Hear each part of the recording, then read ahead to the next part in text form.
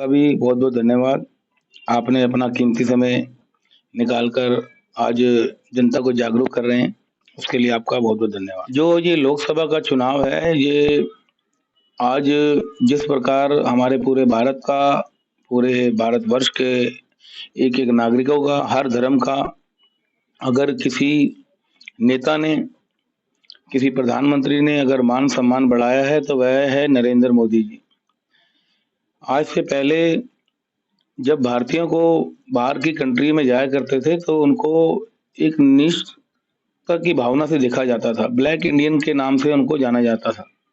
मगर आज अगर भारत का नागरिक कहीं बाहर कंट्री में जाता है या अन्य देशों में, चाहे वो आप रशिया के युद्ध के दौरान जब भारतीय सैनिक वहाँ पर हमारे छात्रों को बचाने का काम जो किया, जब उन्होंने तिरंगा झंडा पहनकर, तिरंगा झंडा लेकर जब रशिया और उन वर्ल्ड वार हो रही थी, उसके बीच में से निकलकर जो हमारे बच्चे, हमारे लोग जो आए वहाँ से बचकर, तो उन्होंने बिल्कुल सीज़ फायर कर दिया। उनके ऊपर कोई गोला-बारूद, कोई गोली नहीं चली। तो ये पहचान है हमारे नरेंद्र मोदी जी के काम की। उन्होंने भारत में जो पहले प्रधानमंत्री थे, आज से पहले वह भारत की स्थिति 34 स्थान पर थी। आज वह स्थिति 34 स्थान पर है और तीसरे स्थान पर हम आर्थिक अर्थव्यवस्था को पास जाने के लिए तैयार हैं। तो मुझे लगता है जब हमारे देश को मजबूत करने वाला अगर हमारा प्रधानमंत्री, हमारा जनसेवक अगर मजबूत है, तो उसको हमने और मजबूती देकर उनको विजयी बनाना चाहिए और भारी बहुमत से ही नहीं, जैसे अभी मोदी जी का और हमारे जेपी नड्डा जी का नारा है, अमित शाह जी का नारा है कि अब की बार 400 पार। तो 400 पार से ही ज़्यादा मतों से हमारे सांसद चुनकर आएँगे और देश में एक बार फिर से मोदी सरकार की लहर, बीजेपी का परचम लहराएगा।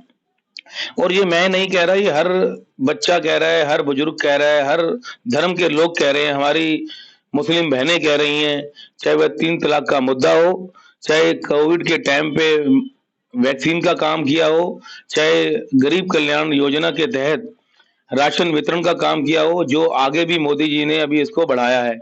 तो इस प्रकार की अनेक योजना जो हर धर्म के लिए मोदी जी ने की है।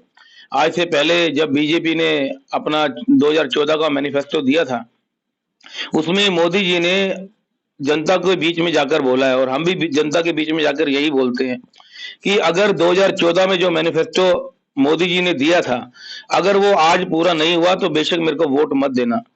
आप चाहे राम मंदिर निर्माण का कार्य हो, चाहे रोड का कार्य हो, चाहे हर तरह से मेट्रो का हो, रेल का हो, मैं बताना चाहूँ तो अनगिनत कार्य हैं।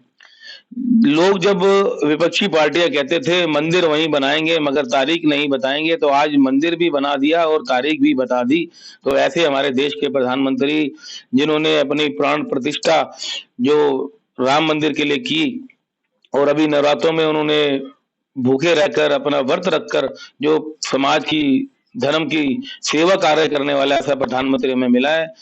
ये ऐसा प्रधानमंत्री हमें जीवन में, हमारे जीवन काल में तो हमें नहीं लगता कि ऐसा प्रधानमंत्री हमें मिला होगा और ये देश ही नहीं, विदेशों में जो उनका मान-सम्मान बढ़ा है, चाहे वह अमेरिका हो, लंदन हो, पेरिस हो, हर जगह उनका मान-सम्मान प्रोटोकॉल तोड़कर लोग वहाँ पर उनका स्वागत करने आते हैं। तो ऐसा प्रधानमंत्री हमें मिला है।